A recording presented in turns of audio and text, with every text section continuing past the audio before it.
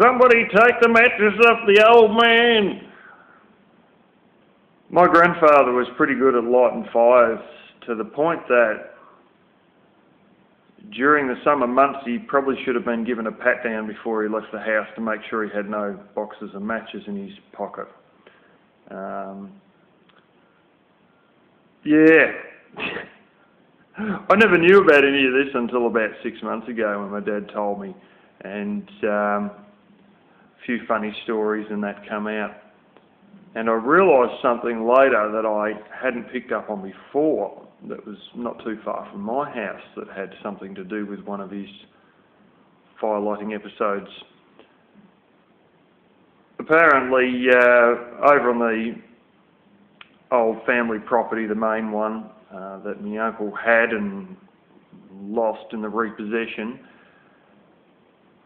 there was a lot of bracken fern in one particular area. Around that patch near his farm and even up the road, there's a bit of bracken fern, but it's not that common in this area. But in the temperate rainforest, it's like a day's drive from me. That is full of it.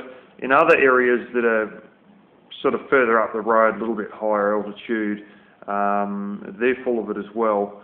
But he had quite a bit of bracken fern under these trees, and in this particular part of the farm, which is not a terribly productive part. It's very sandy soil that just doesn't seem to hold any nutrients. And my grandfather got the idea one day that the reason the grass mustn't be growing there was there's too much fern, and the fern was just too much competition for the grass to even get a start. So he thought, what we should do is just burn it out, and then, a year or two the grass will come back. So anyway, he lights a match up, and off it goes. And when my father got there, it was flipping going crazy. And there were bits of trees on fire, and the wooden fence post they'd put in like 2 years previous, he caught his own fence post on fire as well. So the fence posts are there burning away, and my dad's going, God blimey, what do we bother putting them in if all you got to do is burn them down?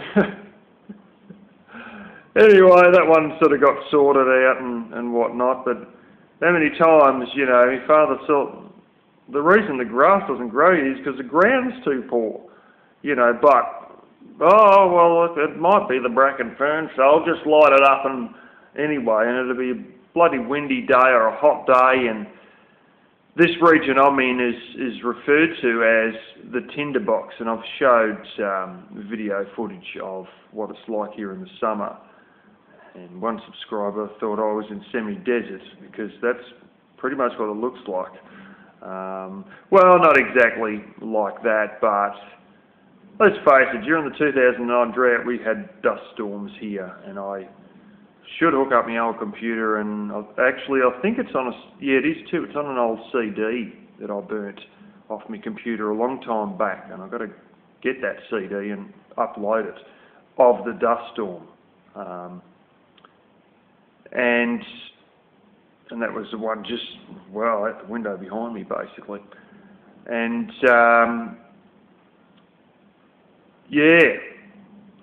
there are times, like in the summer here, it gets absolutely, completely bone dry. The humidity is close to nothing. And if you get a bit of wind with it, like the grass is so dry, it's unbelievable. You get a bit of wind with it, it's off, and it's sort of just think, this is a good time, and it'll be as dry as hell and blowing and woof. Lucky things didn't wipe out altogether. Now, I've got an area I call the Point, which is out near where the box thorns are, or have been, and it's right before there's a particular area where, like, a lot of it comes down at a reasonable angle, maybe 25 degrees or something. It's still pretty steep, actually. Not the sort of crap you want to drive a car down in, but a reasonable-ish angle. And this particular spot just goes down that steep, you're battling to even keep your footing. It also seems to be the spot that gets a lot of weeds, which pisses me off because I've got to crawl up and down there, hanging on for dear life as I'm trying to dig these weeds out. It is exceedingly steep in that part, but due to the idea of making a wind shelter for the sheep, to protect them from the elements in the colder times of the year, particularly when the lambs are born. One of these was constructed back in, I don't know, between late 20s and mid 30s. And well, they attempted to construct it basically in the late 20s. And they planted a whole stack of cypress pines.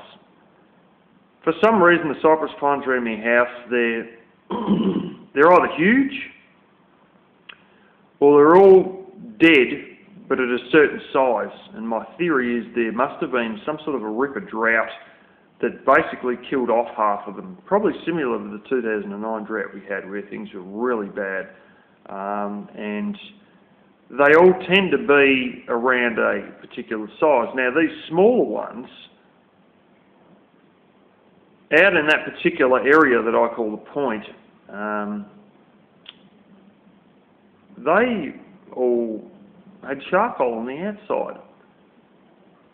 And all these smaller ones, you walk past and, they were there, and there was, well, one log on the ground all covered with charcoal, and there's another one that its roots had rotted off and it completely collapsed. And there was another two standing that were all covered in charcoal but still standing upright.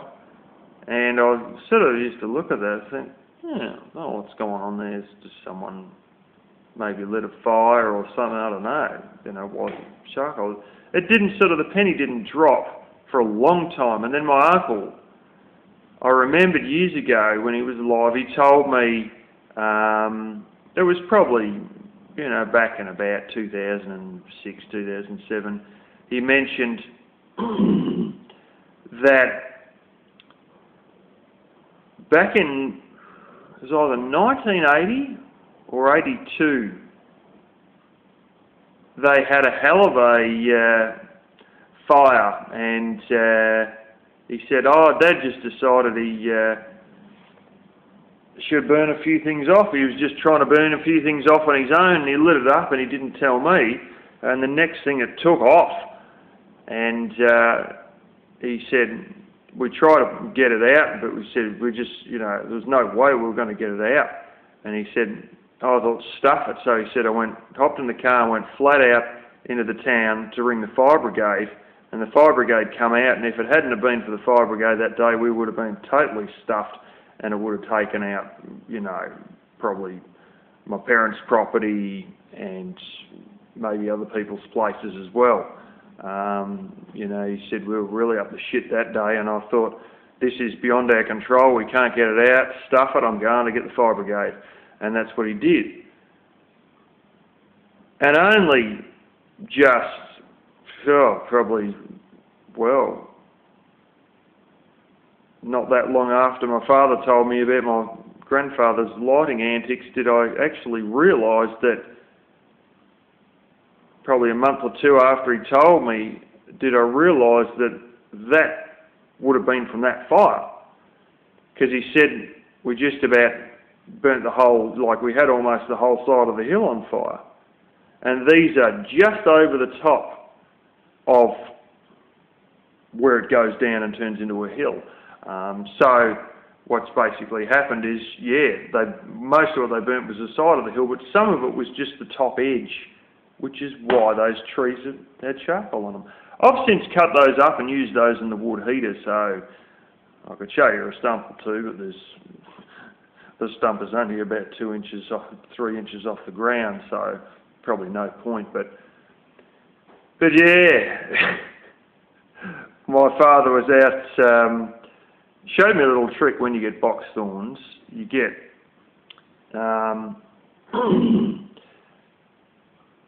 it's what he calls the chimney effect, and I was having trouble burning them as they were, and what he'd do is he'd get like say the box thorns of the tomato sauce here, you get a bit of, and I've still got some laying over my house, a bit of either chipboard sheet or like plywood, and you lay it up against it like that. And if you were lighting it like that and the wind was blowing it out, what you'd do is, he said, you lay up this bit of chipboard like that, and it'd actually, the flames would lick up the back of the chipboard and then go really tall once they got out of the top there. And basically, yeah, it would go exceedingly better than expected. And I've seen him do it, and it's really quite shocking. It goes well better than you would ever expect. It just seems to just go off like a bomb, for no real reason other than that convection effect of this chipboard laying against it. And if you pull it out quick enough, you can reuse it. And if you don't, well, so what? You just let it burn in the fire. I said to him, like, it's something I tried to light a few times in a row initially with these box thorns. I didn't really get the knack of how you're supposed to burn box thorns because, well, a lot of people don't. Somebody else that I was talking to the other day who had them said that they find them almost impossible to burn, and something that you've got to burn with something else. In other words, you've got to have a bonfire full of other wood and then throw them into it. That's the troubles they've had, and that was the trouble I had initially until my father taught me. And I said, I tried to light one thing, gave up, and then he come over like 3 days later, lit it up, and it friggin' went off like a bomb. And I said, shit, you're good at lighting things up. And he turns around and says to me, well, I learned from the best.